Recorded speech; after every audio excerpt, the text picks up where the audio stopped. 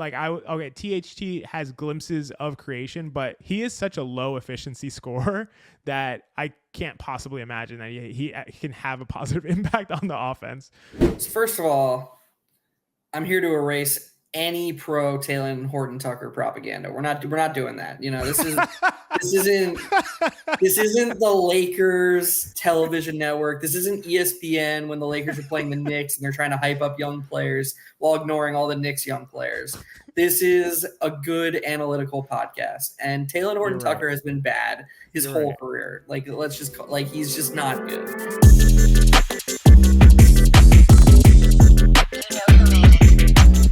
This is Hot Hand Theory. This is a podcast where we talk about the NBA and break things down from an analytical perspective. I'm your co-host, XJ. As always, he is my brilliant co-host, Geoff. Geoff, we got a lot to talk about. We don't have as much time as we normally do to do it. How are you feeling? How are you feeling about the Knicks? We've seen a lot happen over the last week and a half, and would love to hear your thoughts on everything that we've seen so far. I'm doing great. Holiday season, you know, family's coming into town this week. Excited to see everyone. Not as great on the Knicks, I would say. Nice win against the Raptors last night, but I feel like we're really starting to come to terms with the fact that this defense just isn't good.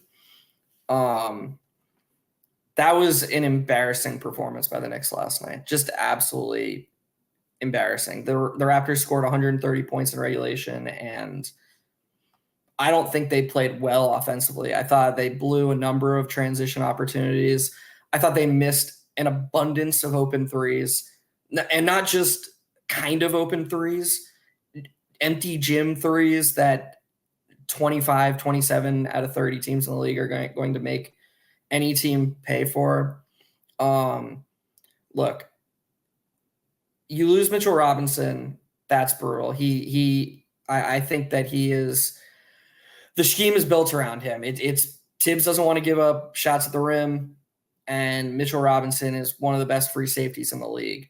I think the more underrated loss was Immanuel Quickley. Everybody who listens to this knows we both love Quickley, but I think there are a lot of people who don't understand why Quickley is so impactful, and I think we kind of saw it last night because, sure, Mitch is going to help you at the rim, but more important than having rim deterrence is having another guy who can play free safety who stops the guys from getting to the rim. And when you have Quickley hovering off the ball, roaming off the ball, waiting to stunt at any moment and start the scramble as opposed to letting the guy get all the way to the basket and forcing Mitch's help, you have somebody who's basically, instead of deterring the shot, you have somebody taking away the shot. And what I saw last night was DiVincenzo and Hart trying to fill that void, and the Knicks just weren't remotely as on a string. The chemistry wasn't there. Hart or DiVincenzo would make these random helps and stunts, and nobody would be there to make the next rotation because it wasn't being anticipated. And the result was just all of these wide open looks that the Knicks, frankly, got pretty lucky that the Raptors missed. The Raptors shot 35% from three. The Knicks shot 60% from three. If you shoot 60% from three and a bad team only shoots 35% from three, if you score 136 points in regulation, this needs to be a blowout. It just needed to be. And I don't want to be, I don't want to rain on Knicks fans' parade who, after two tough losses against two of the best teams in the league, were like, okay, yes, the Knicks are back on track. I apologize to anyone who's trying to spin that positively, but I don't think this was a positive game at all. I think the Knicks need to play way better.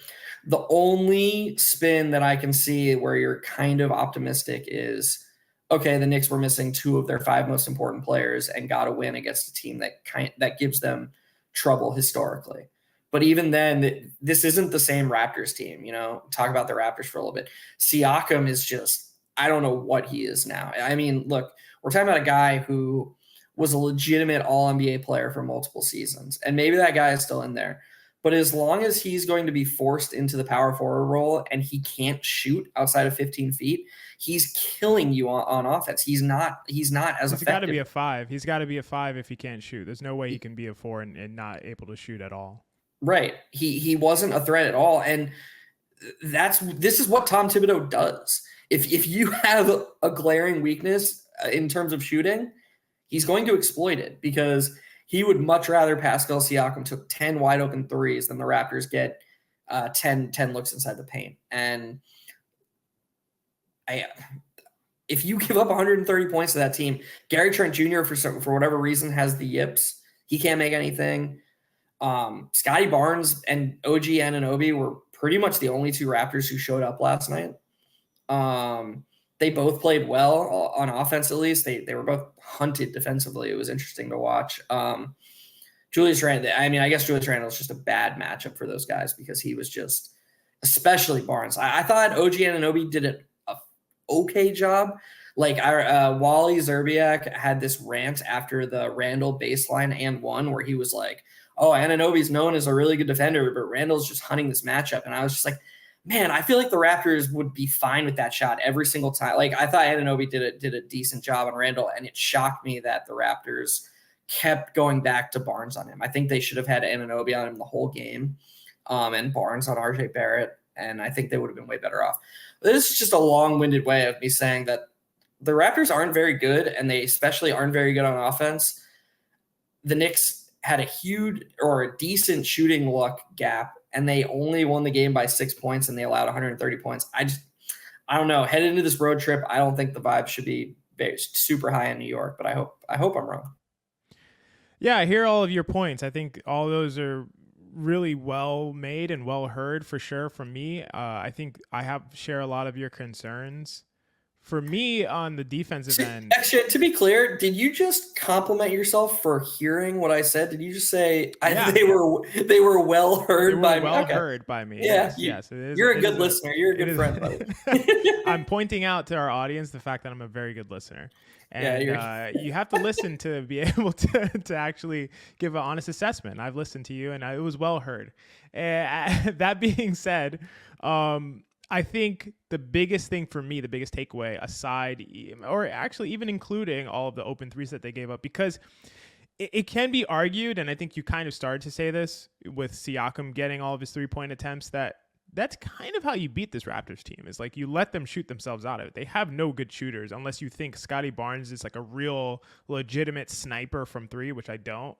They have OG who can shoot, and that's about it right now, because like you said, Gary Trent, I don't know what's wrong with him, but the rest of the team they're not good shooters. So that's kind of how you beat this Raptors team. But the other way you beat them is keep them out of transition, which the Knicks did not do early in the game. The biggest takeaway for me, as far as this Knicks defense and specifically in the Raptors game, was the rebounding. The rebounding has been an issue, and earlier in the year, the Knicks calling card has been their defensive rebounding on the defensive end. And they were, for a very long time, the best offensive rebounding team and the best defensive rebounding team. And if you are crushing the boards in that way, you will win games no matter who you play. Because if you're holding teams to one opportunity, to one shot attempt, and they're not like shooting the lights out and completely dominating you from an effective field goal percentage standpoint, you are going to win a lot of games by holding teams to a reasonable point total. The defensive rebounding was not good. Toronto against this Knicks team the other night, 38.5% offensive rebounding percentage. Guess what? The previous game against the Knicks, 41.4 offensive rebounding percentage. That is 2 games over a 38% offensive rebounding percentage by your opponent. That's not going to get it done. They are going to put up a ton of points on you. The Knicks were a top 5 offense last year, sheerly based on their offensive rebounding ability. They were a terrible effective field goal percentage team, could not shoot at all, but still made it into the top 5 in offense, as we all know, via their offensive rebounding, getting extra chances. You can't have professional basketball teams in the NBA getting extra shots, whether they're making their shots or not. If they have 2 chances at it or 3 chances in some cases, they're going to score. They're going to score. All teams are going to score, even the worst ones. The rebounding has been the primary concern for me, because I just feel like that's the biggest correlative for them with defensive success here so far in this season, because there's not really any other difference between this Knicks defense and last year's Knicks defense, which wasn't very good. I mean, it was okay, but not one of the better defenses in the NBA. The real difference between them is the fact that the Knicks have gotten defensive rebounds, and they haven't been doing that of late, and it's been showing in the outcomes. So to me, that's the biggest thing that I'm seeing in the last 2 weeks, and I tweeted about this. In the last 2 weeks, which is basically a 6-game sample, the Knicks have the second best offense in the entire league behind the Indiana Pacers. That's incredible. And they also have the 6th worst defense in the entire league right in front of the Indiana Pacers. That is not a team that you want to follow their model in terms of how many points they give up defensively. So I'm similarly concerned about the defense. I agree, Mitch is a huge aspect of the defense that they want to play in terms of rim protection. Quickley, as you know, I agree with you entirely, is a huge part of what they want to do as far as rim protection and as far as keeping teams out of the paint. But I just think rebounding is really where it's gonna make or break this Knicks team, because I think there's only so much they can do with the scheme that they have. They're gonna give up threes. We know they're gonna give up threes. If we look at frequency of 3-point attempts by opponents, the Knicks are giving up. Their opponents are taking 40% of their shots are coming from three. Is a better way of saying that. And it's almost the same as last year. Like, it is the same defense. They're going to give up a ton of threes. It's just what's going to happen. The real make or break to me is the rebounding. And yes, you're right. Threes can be open. Threes can be well defended. There's different quality of threes, but to some extent, teams are going to get up threes because they're so concerned with kind of trying to stop teams from getting into the paint and at the rim. If you're not getting those rebounds, you're going to get crushed if you're this Knicks team. So to me, that's the main area of focus. And you, just to put a bow on this, you mentioned the transition defense. Oh my God. So I have a theory about this, and I'm curious what you think, because I think you have a good eye for this stuff. I think that the transition defense was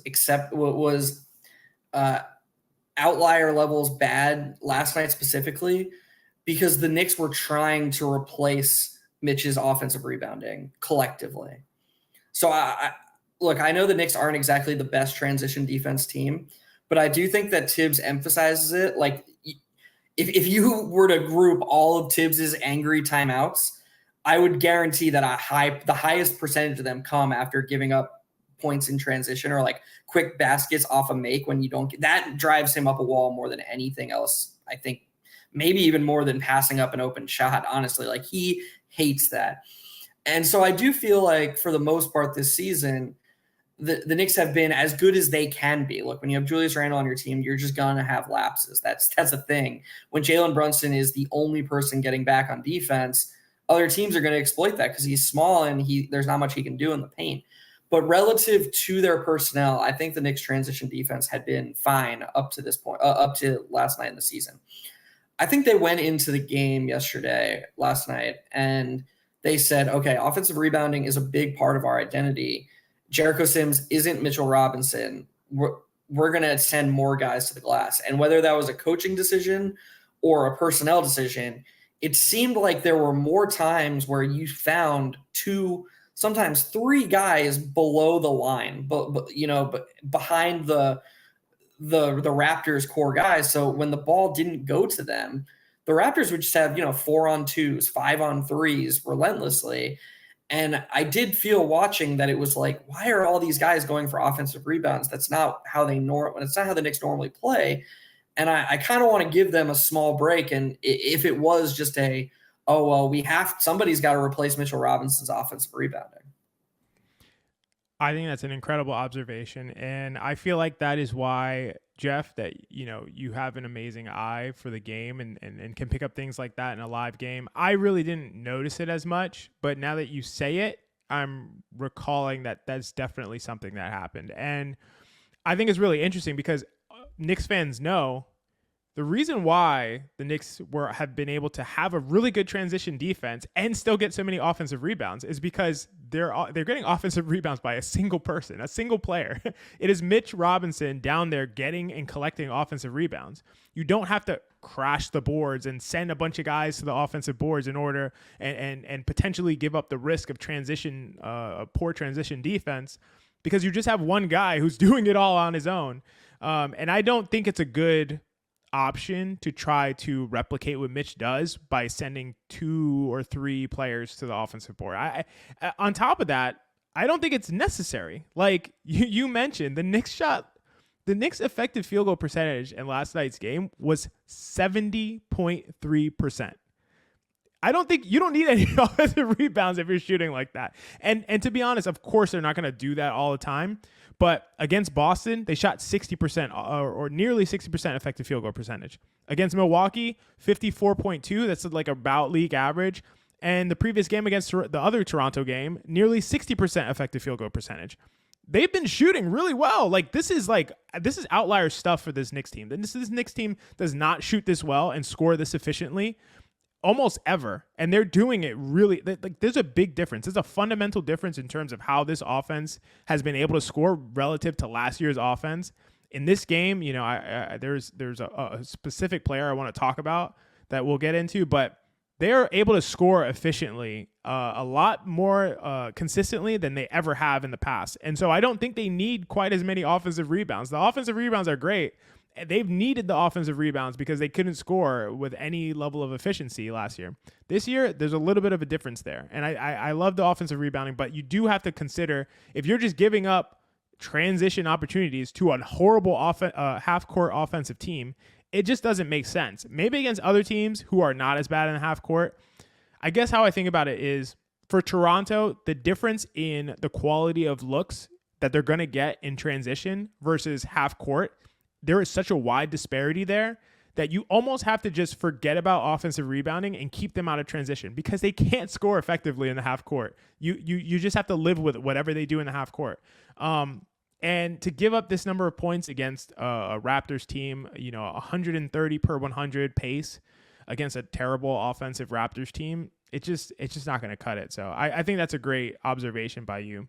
What I wanted to mention, and I'm interested where you come down on this because I have a feeling you'll disagree. I feel like I've thought this for a while. I honestly thought this when they first acquired him. And I've held on to this because it's like, Mitch has been doing so well. He's been really dominant on the defensive end, especially this year.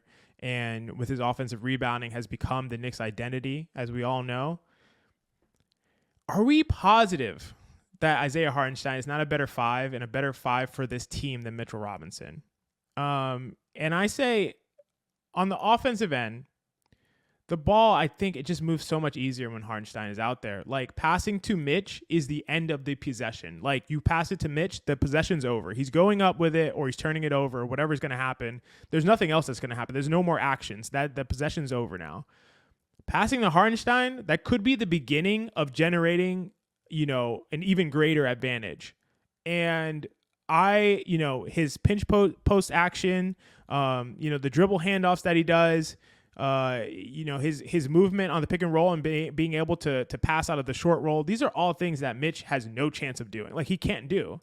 And I think just that versatility of skills that Hartenstein brings to the table, it makes the offense a lot more dangerous, and it makes guys on the Knicks everywhere. A guy like Quentin Grimes, it makes him a lot more dangerous. Even a guy like DiVincenzo, who has had some success, I think it makes him more dangerous. The guys who are on the weak side, they have an opportunity to be involved in the game because Hartenstein can be that connector. And with Mitch, he just can't. And so all of his value comes offensively, in my opinion, from offensive rebounding. Like, I don't think he's the biggest lob threat in the NBA. I don't think he's as big a lob threat as he has been in the past. Like his lift hasn't seemed like it's been there. Could be maybe he was having issues with the ankle before, inevitably he needed surgery. But I just think there's a big difference in terms of Hartenstein and Mitchell Robinson's impact on the offensive end. And then really quick on the defensive end, I was looking up a couple of advanced metrics in terms of defense because I'm really trying to get a sense of like what is the impact defensively. Mitch, is a tremendously impactful defender. Last year, defensive Raptor, one of the number impact metrics that's pretty good. Mitch 2.3, Hartenstein 3.0. This year, defensive box plus minus, Mitch 0.7, Hartenstein 1.4. Including looking at last year, defensive box plus minus, Mitch was a 1.4, Hartenstein was a 1.2. Defensive DPM or Darko, daily plus minus, Mitch 1.8, Hartenstein 2.2. And we see similar things in EPM, defensive EPM. Mitchell Robinson is a plus 2.2 this year. Hartenstein is a plus 2.8. So actually, pretty much every impact metric likes Hartenstein's defense over Mitchell Robinson's defense. And that is going to be too much for me to ignore when I'm making this case for Hartenstein being a better offensive fit for the Knicks team. And the impact metrics make a case that he's also a better defensive impact player than Mitchell Robinson, which I think is like pretty staggering to consider. So I know I dropped a lot on you, but I really want to get I was excited for the pod today because I wanted to get your feedback on this specific thing. Well, the good thing about data is it doesn't really care how I feel watching the game. You know, I do trust my eyes, but I do think everybody has to have the humility to accept that even the best eye tests have to watch the games 3-4 times to catch everything that's going on the court. There's so much happening in every single possession. It's just impossible to perfectly capture everybody's impact.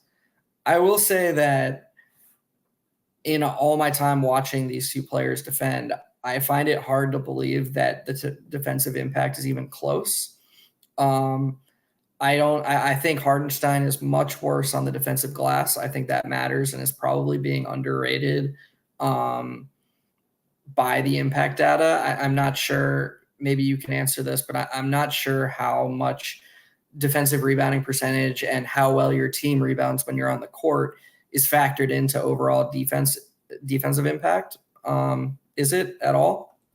Yeah, it is. So I mean, the different impact metrics, obviously they're crafted with different factors in mind, but most of these metrics are top down, right? So they're not looking at any specific aspect of the game. They're not looking at, who rebounds better, who generates more turnovers, who is, creating more steals or blocks, or they're just looking at overall, like when you're on the court, what is the effect that you have on your team's defense? Like generally that's what they're trying to do.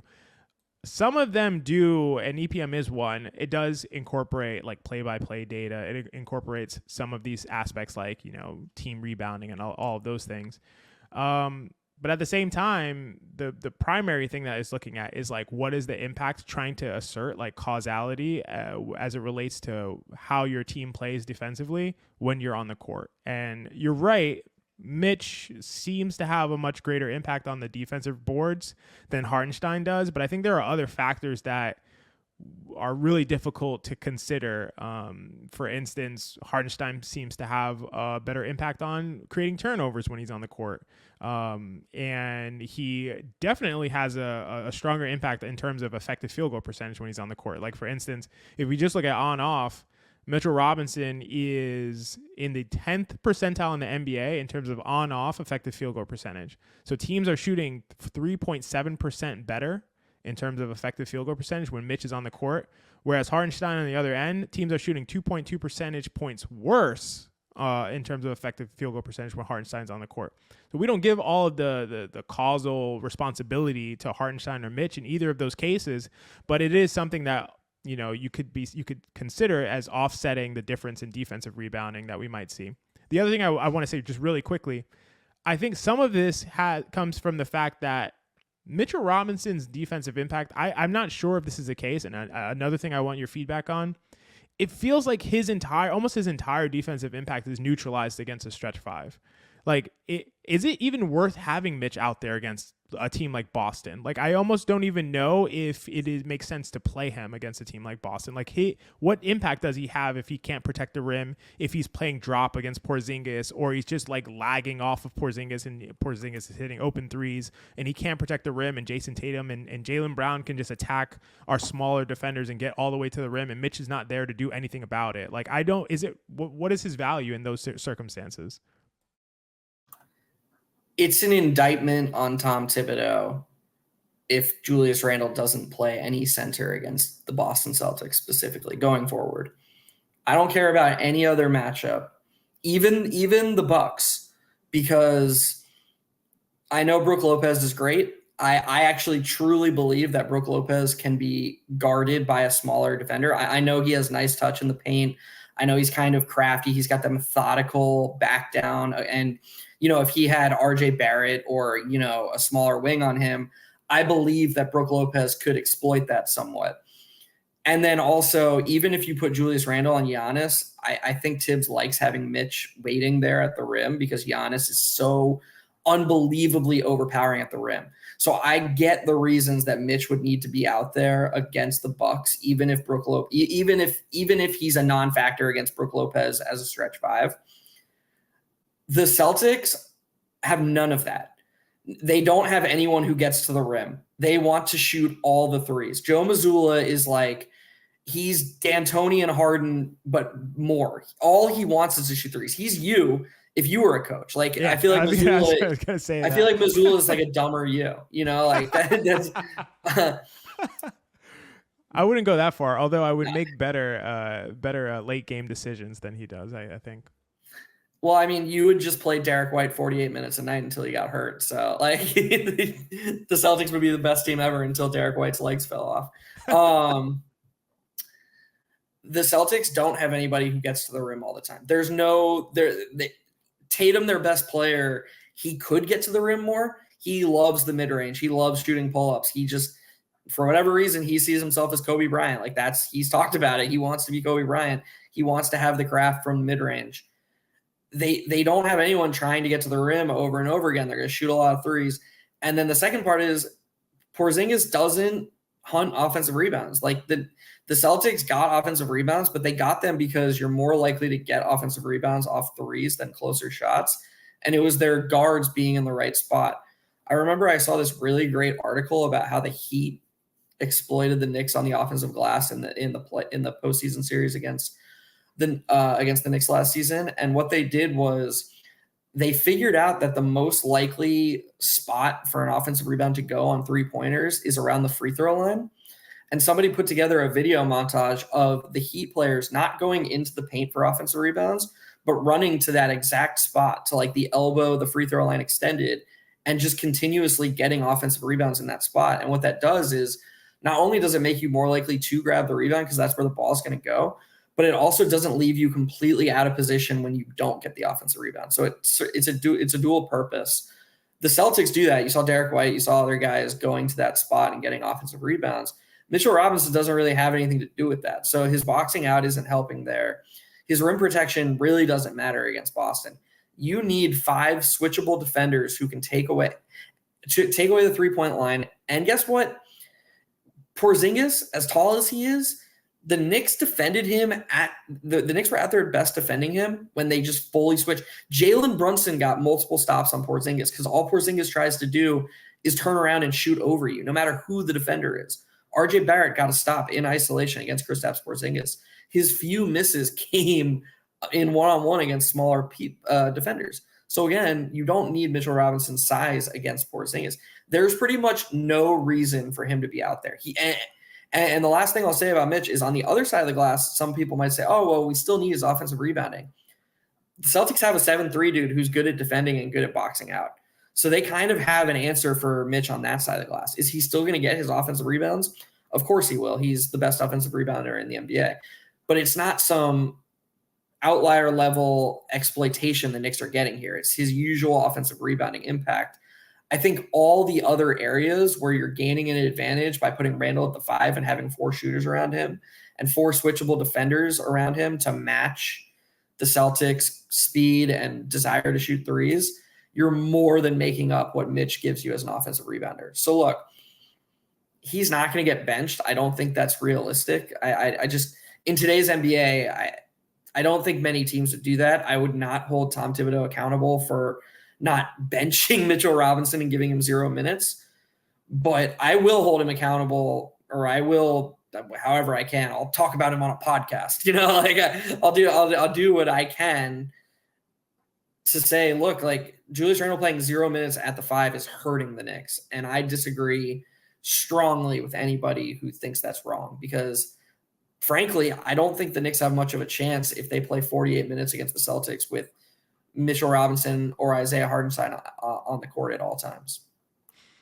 Yeah, I agree with all of that. And I mean, the only thing I disagree with is, Porzingis is one of the most efficient post-up players in the NBA. So Porzingis can hurt you with his post game against smaller players. At the same time, I would live with that for sure over what Boston really wants to do, which is jack up like 45% of their shots from three.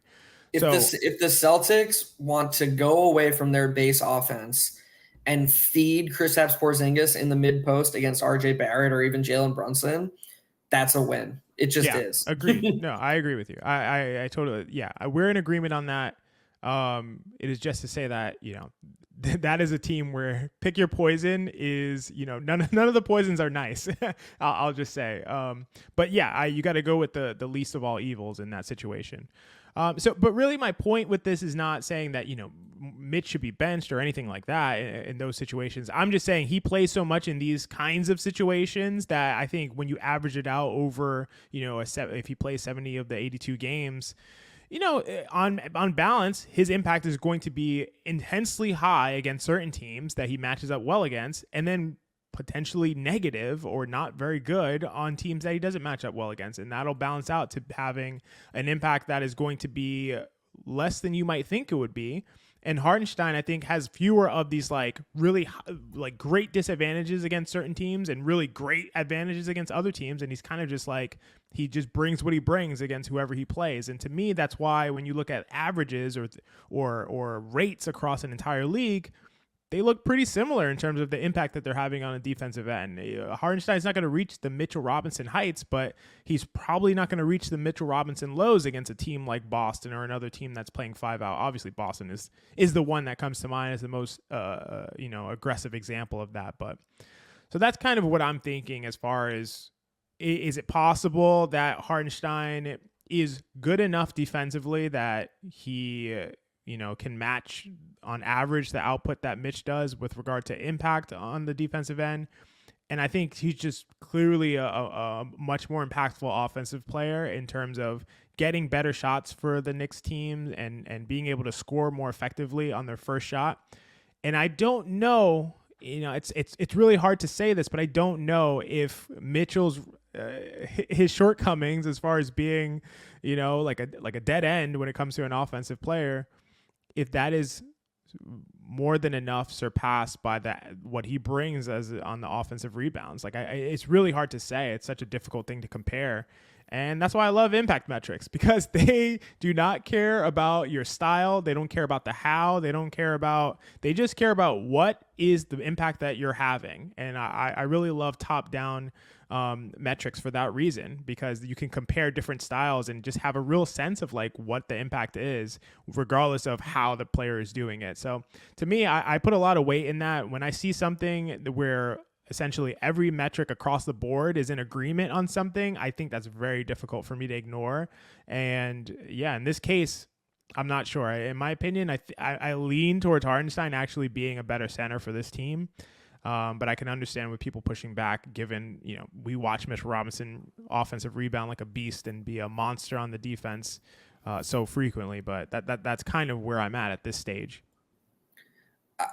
I just want to say that, and this is probably a better conversation for another day, because I'm sure you'll disagree, and we could, go back and forth on this forever. And I'm sure I'd ultimately be like, you know what, you're probably right. But,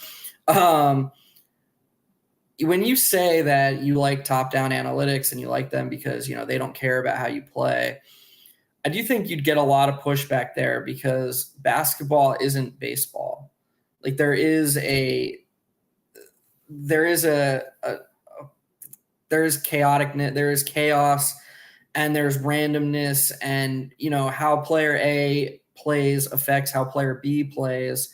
And so very rarely does basketball occur in a vacuum. The style with which how you play has to matter, and how you're producing your impact or your output, it shouldn't be ignored, in my opinion. And I think the Mitch Hartenstein example that you brought up is kind of a really good example of it, because I think that in a vacuum, it's pretty clear that Mitchell Robinson is the better basketball player. If you stuck Mitchell Robinson on 30 teams right now, I think Mitch would be more valuable than Hartenstein on almost every single one. But I think we're in a really unique situation here where the Knicks have an assortment of players, especially in their starting lineup, where despite the Knicks head coach's best intentions, Mitchell Robinson is kind of being suppressed because, they don't have this great creator that's going to get into the paint and elevate Mitch's ability to impact as a scorer. They don't, he's relied on too much as a help defender, and he's not really allowed to impact defensively on the ball as much. Like other coaches might use him in a switch heavy defense that, I think Mitch's impact goes up tremendously if the Knicks are switching across the board, if I'm being honest, because I think that wings hunt switches. I think Mitch would be able to hold his own. I think we'd be talking about him in a completely different light if all of a sudden you saw him getting switched onto Jason Tatum, those guys, and he was able to show his stripes there. Do I think he'd be a lockdown wing defender? Of course not. But my point is that that's a way that he could produce a little bit more impact as a defender that he's just not being allowed to right now, because the Knicks are like, well, you're on the court with Jalen Brunson all the time, and if we switch everything, Brunson's just going to get hunted. That's literally why they don't switch. So I do think that in a strange way, and this is very strange because gun to my head, I would say that Tibbs's goal is to build around Mitch's strengths on both ends. Like he's like, okay, we're going to get a lot of offensive rebounds and we're going to keep guys away from the rim. In theory, both of those things are ideal for Mitchell Robinson, but I think the team is actually catered a little bit more to Hartenstein's overall strengths than Mitchell Robinson's. And what he's allowed to do within the realm of this team helps elevate his impact more than Mitchell Robinson's. Yeah, I know. So I think that's totally fair. I mean, let me clarify my position really quick. So it's not that to me the styles don't matter. I'm not making the case that the styles don't matter. I'm making the case that it's extremely difficult to parse out how the styles matter because of all the intricacies that you mentioned. So I think the styles are completely relevant, but like, how do we compare two different players who play at two different styles? It's very difficult to do that because how each individual plays affects everyone around them and affects the entirety of the offense and defense and how they flow and how they mesh together. All of those factors are impossible to, I wouldn't say impossible, very difficult to parse out. So I'm not saying, oh, the style doesn't matter. I'm saying if I want to compare these two players and make it sort of apples to apples, I have to look top down. I can't look bottom up because I can't make a comparison like that. I can make a top down comparison. I can say on average, here's the impact that this player has on this end. On average, here's the impact that this player has on this end. And I can compare those two players directly that way. That's the case that I'm making. Not that styles don't matter. Right. Like in baseball, the amount that a home run is better than a double is pretty easy to parse out. It's stable, exactly. But like comparing the impact of 3-point gravity to rim protection is like, it's like speaking two different languages. 100%. Yes. Right. That's a great analogy, and that helps elucidate it better for our audience, I think. But yes, that's exactly what I'm saying. And honestly, styles probably matter the most in a playoff series. So I really, my kind of reliance on impact metrics and analytics reduces in playoff series, I would say. And I think, a lot of these organizations that kind of crunch the numbers and generate impact metrics, some of them don't even do playoff impact metrics. The sample sizes are too small. The circumstances, the context are weird, where you're just playing the same team over and over again. You can get a little bit of a sense of the impact that players are having, but like it's not super. It's really not super descriptive. But like, for instance, if the Knicks play the Cavs in a series, I would say, Mitchell Robinson should play a ton. He would be really important in that kind of series. If the Knicks played the Celtics in a 7-game series, I would say Mitchell Robinson probably should not play very much. Like, and I think that matters a lot more for a playoff series than across 82 games when it's just like, on average, here's the impact that these players are having. So this is not to say, and I guess it's probably, I'm trying to be self-aware here. It probably sounds like I'm like anti-Mitch in some way. I love Mitchell Robinson. I think Mitchell Robinson's an incredible player, a unique player in the NBA. I think his impact is tremendous. I agree with you, what you said, Geoff, where if he was on any other team, he'd probably have a greater impact than Isaiah Hartenstein, aside from like a few. And I think he's tremendously undervalued as a player, but I also think that Hartenstein brings a lot to the table that seemed to work really well for this team as far as, an offensive sorry, an offensive lubricant for this team. And I think this team with Randall and Brunson and RJ, I think this team does need an offensive lubricant, if you will. I do think that Mitch would have a higher lube than Hartenstein, though. I wouldn't think so. No, I wouldn't think so. Well, wait. To be clear, we decided that lube is. Oh, I forgot how we define lube, which is like what of your impact comes from you, not from your usage, right? Yeah. Yeah. In that case, yes, because Mitch has no usage, right? Correct. Like all of his impact comes from outside of his usage. Yeah. Mitch would lead the league in lube if that's how we defined it. Yeah. Yep. Yeah. Mitch would be the lube king. I was wondering what, I saw your brain working and like trying to figure out what Mitch's title would be, and I didn't think Lube King was coming, but I'm glad that's what came out as opposed to something else. You're giving my brain a lot of credit there. That came out in like 6 seconds. You must think pretty highly of my processing speed.